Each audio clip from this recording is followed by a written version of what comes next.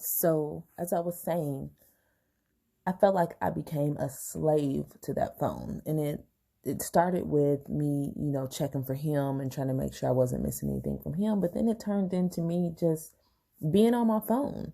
And then I found myself being on my phone while I'm in traffic and waiting at lights. And I just wasn't comfortable with that, because then there were times when it went beyond just sitting at lights and I just didn't feel safe. So I say all that to say this. I 100%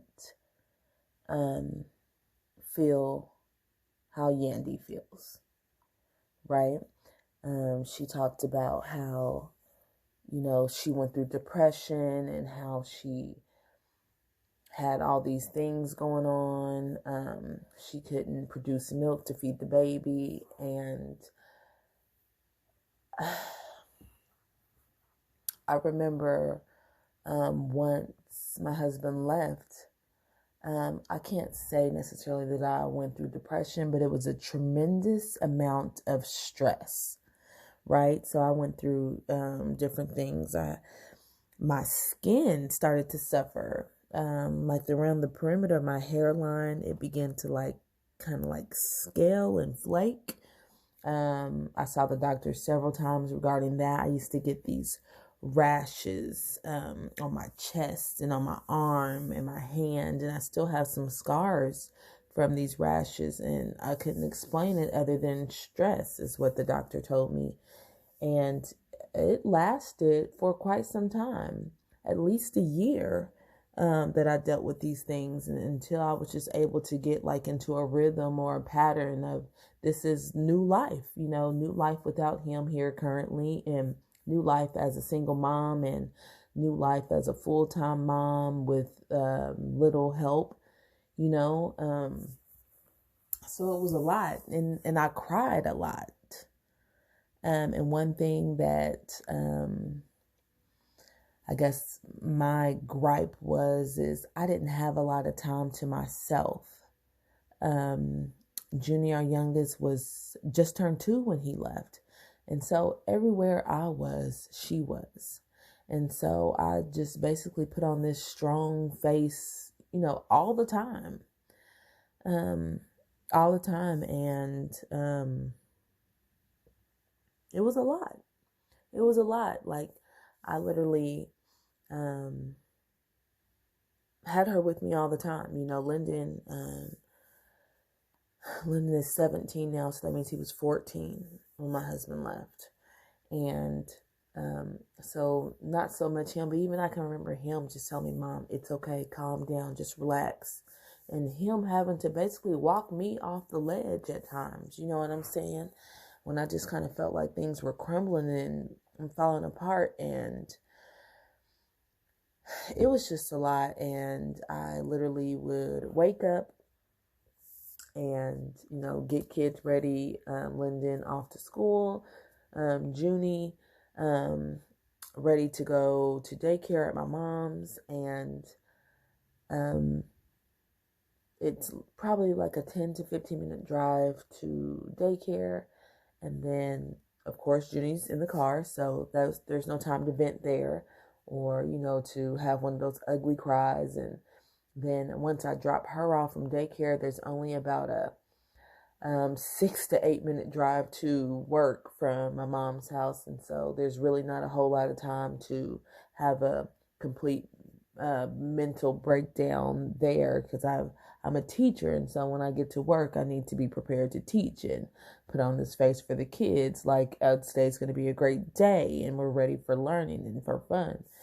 And so it just wasn't a lot of time. And then so once I left work, I was right back to get Junie from my mom's. And, whether the kids Junie had dance, or Lennon had basketball, or, they were always there. And so I just didn't have a lot of time to myself. And so I would literally sneak into my closet and try to cry, or get in the shower and try to cry. And even then, they would hear me sometimes. And so I just ultimately just tried to put on this strong, brave face, like everything's good, and everything definitely was not good. It definitely was not good. So I 100% can feel everything that Yandy was saying. But at the same time, since my husband and I have had these conversations, like, you don't have 5 minutes, that is basically one of the only things that they have in there, if they are lucky enough to have a support system, is those emails and phone calls. And so if you're not answering the phone, or if you're not emailing back, I can only, or I can't even imagine, not only imagine, I can't even imagine how that might make them feel. So I made sure that I always, and if I didn't get the phone call, if I missed the phone call by some chance, there was never a day where he just did not get to talk to me. If I missed the first phone call, I got the second phone call, and I felt terrible in the 30 minutes in between where he had to wait to call, or whatever the case. I just felt horrible. And that's not fair to me to feel horrible like that. It's not like I intentionally missed the phone call. I could have been in the shower. And like I said, once again, I was a slave to my phone. And so I'm trying to pack my phone around everywhere with me, whether I'm doing laundry or cooking or go to the restroom. And if I happen to go to the restroom and forget to bring my phone with me, and then I hear my phone ring, and I'm like, oh shit, I might be in the middle of something. I need, just keeping it real. But that's how, that's what I mean when I say a slave to my phone. But I always tried to make sure that I was available to him, and making sure that I emailed and was there for the phone calls and things like that. Now, there were still times when he griped and complained, but like I told him, I'm doing my best, and I'm sorry if sometimes I fall short. And also I had to tell him, listen, if you want to talk to me, you don't have to wait for my reply of a previous email, because once again, these emails take about 2 hours to get to and from. So if they're taking 2 hours, there's only so many hours in a day. And so if we wait for every 2 hours, then that slims the chance of messages. So sometimes I would send a message, and then something else would pop in my mind. I'd send another message, and so on and so on. And I encouraged him to do the same. Like, babe, if you get to the computer and you haven't received a message from me, holler at me. And it ain't got to be a gripe like, you ain't emailed me today, or, I worry, or, just whatever. Just send me a message like, oh, I thought I was going to have a message by you by now. You're probably busy. The kids got such and such going on, or whatever. Hope I hear from you soon. Love you lots. One of those type messages, as opposed to just getting to the computer, not seeing a message from me, and then feeling some kind of way, and then walking away from the computer. So I feel Mendeece's and his gripe, and I just feel like the way that Yandy responded to his complaint was careless and inconsiderate on,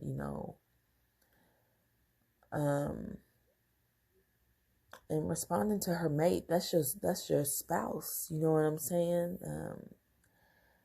And I'm like, just treat me with care. You know what I'm saying? And one thing my husband has always said throughout this process is how much he loves and appreciates me, even when he's griping. And how basically he's forever indebted to me. And I don't necessarily look at it like that, but this definitely has not been an easy road. And so I appreciate his words. I appreciate him recognizing and understanding the depths of what it is to go through something like this. because we definitely had our bouts and our spouts of arguments or whatever. But at the end of the day, we're coming out okay. And like I said before, we are literally 2 weeks away and beyond ecstatic. Like, I can't even believe it. So I'm going to run this back one more time because, like I said, I haven't uploaded the other videos. So originally when he got his halfway house date, it was November 19th. We were happy we had the date, but we, was a little disappointed that he didn't get the maximum amount of time to stay in halfway house. So he had me make some phone calls, which I've always done for him. I'm calling the courts, I'm calling the lawyers, I'm calling whoever I can call. I'm calling congressmen and, whatever else. So anyway, I made the phone call and they didn't even respond to me. They just changed the date, August 10th, just like that. So, I don't know if it was by the grace of God. I don't know if it was because I called or if they was just going to do it anyway, but it happened. No pressure, no gripe. It just happened. This is the first thing we did not have to fight for. So we were content with that. We was like, yes, God answered our prayers. We got this extra halfway house time, and that's what it was. And then just out of the blue, like less than a month later, he literally called me about 10 o'clock in the morning. I'm at school working, and the phone rang, and when I seen that it was him, I immediately got concerned because he never calls at that time, right? So I was immediately concerned, and then when I heard his voice, my concern elevated even more because his voice sounded concerning. So I'm like, babe, you okay? He's like, you're not going to believe this. So now my concern has tripled because now he's saying I'm not going to believe this. And he's like, the case worker or manager just approached me with a Post-it note that had the date of 5/19 on it, and said that my halfway house date changed. And I kind of got quiet, and just like him, he said he kind of got quiet, and he assumed that she could see it in his eyes, the surprise. And she said, yep, that's in a month. So just like that, we went from several months. I'm talking several months. We have marked it on the calendar. And even though, I think it was 244 days, the original date that they gave us. And it went from 244 days to 30 days. It was something crazy. And just like that, God just blessed us. Because like I said, we were content with what we had gotten. So we had stopped saying that particular prayer. You know what I mean? And just like that, God just bam, blessed us. So, anyway, I just wanted to hop on here real quick and just kind of comment on what I was seeing and how I was feeling in regards to their situation. Everyone has their own situation, but that really resonated with me currently. And so I just kind of wanted to put my little 2 cents in. You guys let me know what you think, how you feel in the comments. And, till next time.